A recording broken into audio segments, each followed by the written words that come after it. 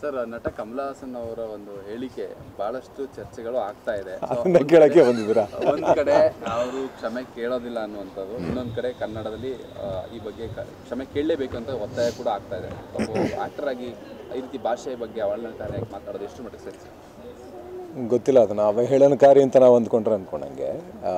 ಯಾಕಂದರೆ ತುಂಬ ತಿಳಿದಂಥ ಮನುಷ್ಯ ಏನೋ ಒಂದು ಹೇಳ್ತಾ ಇದ್ದಾರೆ ಅಂದರೆ ಏನೋ ಒಂದು ಅರ್ಥ ಇರಬೇಕು, ಕೇಳಬೇಕು. ಅದನ್ನು ಪ್ರಶ್ನೆ ಕೇಳಿ ಏನು ಅಂತ ಕ್ಲಿಯರ್ ಮಾಡ್ಕೊಳ್ಳೋದು ನಮಗೆ ಬಿಟ್ಟಿತ್ತು, ಅಥವಾ ನಮ್ಮ ಹಕ್ಕು, ಅದನ್ನ ಕೇಳ್ಕೋಬೋದು.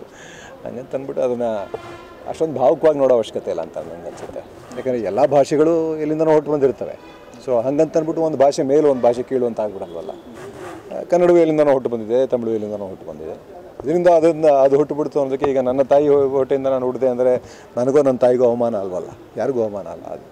ಸೊ ಸಮಾಧಾನವಾಗಿ ಇದನ್ನು ಭಾವುಕವಾಗಿ ಇದು ಮಾಡಿದೆ, ಭಾವುಕವಾಗಿ ಜನಗಳನ್ನ ರೊಚ್ಚಿಗೆ ಏಳಿಸ್ದೆ. ಯಾಕಂದರೆ ಜವಾಬ್ದಾರಿಯುತ ಸ್ಥಾನದಲ್ಲಿರೋರು ಅದನ್ನು ಮೊದಲು ಮಾಡಬೇಕಾಗತ್ತೆ. ಈಗಾಗಲೇ ನಮ್ಮಲ್ಲಿ ಭಾಷೆ, ಧರ್ಮ, ಜಾತಿ ಎಲ್ಲದನ್ನೂ ಇಟ್ಕೊಂಡು ಬಳಸ್ಕೊಂಡು ಅದನ್ನು ರಾಜಕೀಯ ಮಾಡ್ಕೊಂಡು ಅದನ್ನು ಬಂಡವಾಳ ಮಾಡಿಕೊಂಡು ಅದರ ಲಾಭ ತೊಗೊಳ್ಳೋರೇ ಜಾಸ್ತಿ ಇರೋದ್ರಿಂದ ಇದನ್ನು ಭಾವುಕವಾಗಿ ನೋಡಿದೆ.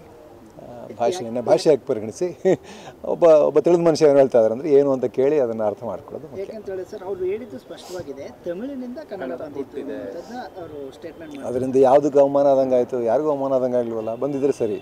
ಅದಕ್ಕೆ ಯಾಕಂದರೆ ಬೇಕಾದಷ್ಟು ಥಿಯರಿಗಳಿದೆ.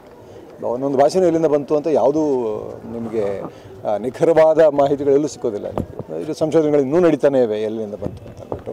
ಸೊ ಒಂದು ಭಾಷೆಯಿಂದ ಇನ್ನೊಂದು ಭಾಷೆ ಬಂತು ಅಂದರೆ ಅವಮಾನ ಅಂತ ಯಾಕೆ ಅನ್ಕೋಬೇಕು ನಾವು? ಯಾಕಂದರೆ ಕನ್ನಡಕ್ಕೆ ಇತಿಹಾಸ ದೊಡ್ಡದಿದೆ ತಮಿಳಿಗಿಂತ ಏನು ಅಲ್ಲ. ಅದರಲ್ಲಿ ಏನು ಪೈಪೋಟಿ ಏನಿದೆ? ಯಾರ ಜೊತೆ ಪೈಪೋಟಿ ಹೇಳ್ತಿದ್ದೀವಿ ನಾವು? ಪೈಪೋಟಿ ಇಲ್ಲಿಲ್ಲ. ಭಾಷೆಗಳು ಎಲ್ಲ ಭಾಷೆಗಳು ಇರ್ತವೆ. ಹಂಗಂತ ಅಂದ್ಬಿಟ್ಟು ಒಂದು ಭಾಷೆಗೆ ಪ್ರಾಮುಖ್ಯತೆ ಕಡಿಮೆ ಆಗಿಬಿಡುತ್ತೆ ಅನ್ನೋದಿಲ್ವಲ್ಲ. ಏನೇನೋ ಬಂದಿರ್ಬೋದು, ಅದು ಒಂದು ಥಿಯರಿ ಇರ್ಬೋದು. ಇದ್ರೆ ಈಗ ಅವ್ರ ಥಿಯರಿ ಏನಿದೆ ಅಂತ ತಿಳ್ಕೊಳ್ಳೋಣ ಅಷ್ಟೇ. ಸರ್, ಈಗ ಯಾಕಂತ ಹೇಳಿದ್ರೆ ಅವರ ಚಿತ್ರವನ್ನು ಅವರು ಕ್ಷಮೆ ಕೇಳೋ ತನಕ ನಾವು ಬ್ಯಾನ್ ಮಾಡ್ತೀವಿ, ಕನ್ನಡದಲ್ಲಿ ಬಿಡುಗಡೆ ಆಗೋಕ್ಕೆ ಅವಕಾಶ ಕೊಡೋದಿಲ್ಲ ಅನ್ನುವಂಥ ಆಗ್ರಹ ಗೊತ್ತಿಲ್ಲ.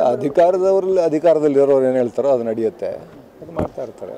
ಅದಾಗಲಿ. ಬಟ್ ನನ್ನ ಒಪಿನಿಯನ್ ನಾನು ಹೇಳ್ತಾ ಇದ್ದೀನಿ. ಇದರಲ್ಲಿ ಯಾರು ಅವಮಾನ ಅಂತ ತಿಳ್ಕೊಳ್ಳೋ ಅವಶ್ಯಕತೆ ಇಲ್ಲ. ಅವರೊಂದು ಥಿಯರಿ ಹೇಳ್ತಾ ಇದ್ದಾರೆ ಅಂದರೆ ಆ ಥಿಯರಿ ಹಿಂದಿನ ತರ್ಕ ಏನು ಅಂತ ತಿಳ್ಕೊಳ್ಳೋ ಅವಶ್ಯಕತೆ ಇದೆ ಅಷ್ಟೇ.